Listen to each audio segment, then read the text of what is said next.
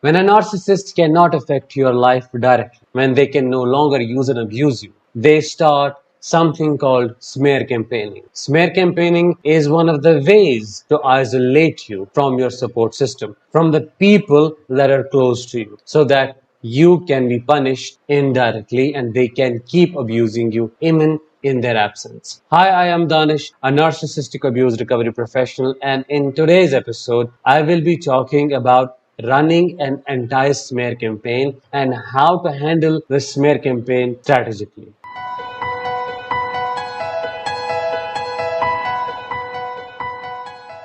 When you try to find information on how to deal with a smear campaign, maybe you would find the advice like you should be focusing on yourself. You should trust yourself, and the people who deserve to be in your life would stay, and those who do not deserve to be in any kind of relationship with you would leave, and it would be a good riddance. While it is a good advice, it looks and seems impractical to me at the same time. Because on one hand, the narcissist is putting in efforts day and night to smear your name, to label you this and that and the other. And on the other hand, you cannot sit hand on hand, resting and just hoping that they would not be able to affect the most important relationships in your life. Instead, I have developed something different, something that helps you to strategically deal with smear campaigning. And it is called running an anti-smear campaign, which is probably similar to what a narcissist does, but opposite in many, many ways. Before I talk more about smear campaigning and running an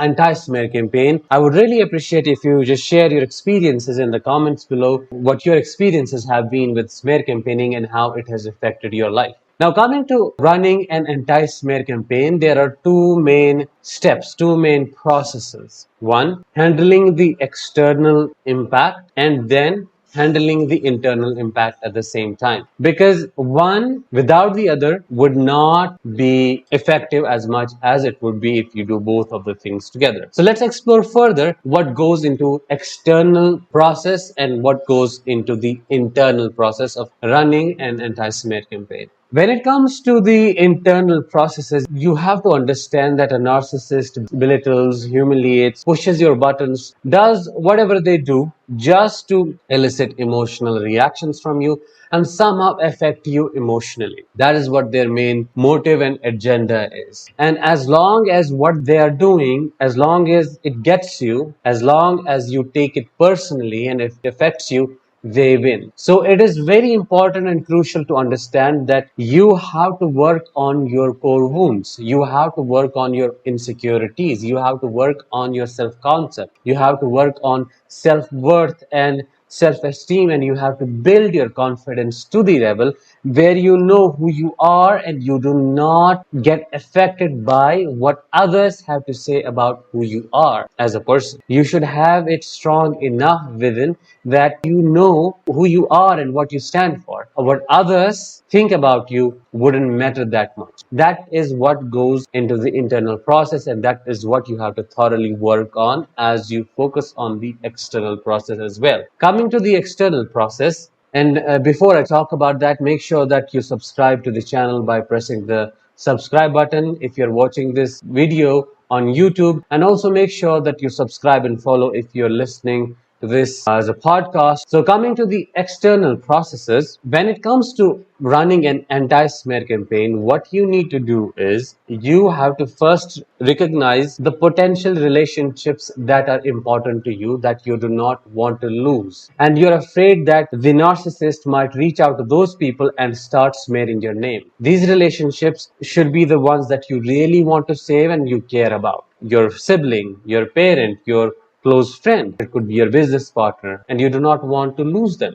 Or it could be your support group, support system, anything. It could be collective or individual. So what you would do is you would reach out after recognizing the relationships. You would reach out to these people, and this is something what you would say and explain. I really value our relationship, and it's very important to my heart, and I do not want to lose it, which is why I thought I should reach out and I should let you know about a potential danger to our relationship. And then you would go and explain something along the lines of, this is what I have experienced and this is what has been going on. That is what the narcissist has been doing. I am afraid that they would reach out and smear my name. When in fact the reality is, and you would explain it in a few points, not more than that, talking about how you were abused. Now, I just wanted you to know so that if they reach out, you already have the information of what they are doing, and that is why I reached out. And then you would attach a small post, some kind of information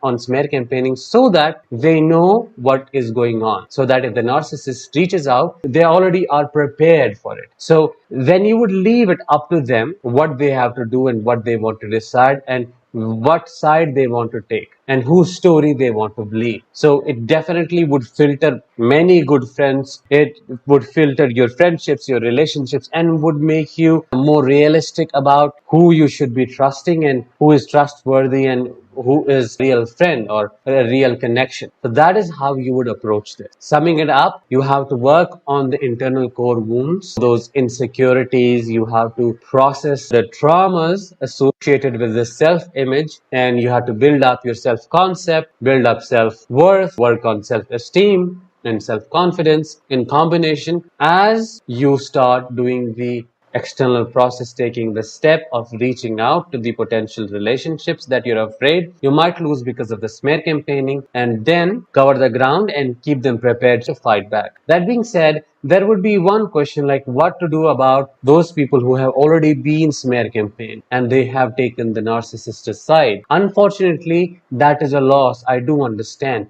But that is how it is right now, and there is no need of saving those relationships because no matter what you do, they have already been put in a trance of the narcissist, and that is what they believe. So let them be gone because they are gone now, and it's absolutely okay that you focus on what you have on the table and how much you can say. I hope I was able to help you understand how to deal with smear campaigning effectively and strategically. If it really helped you, make sure that you like this video, share it with your friends, and subscribe to this channel. I'll talk with you very soon. Till then, let the healing begin.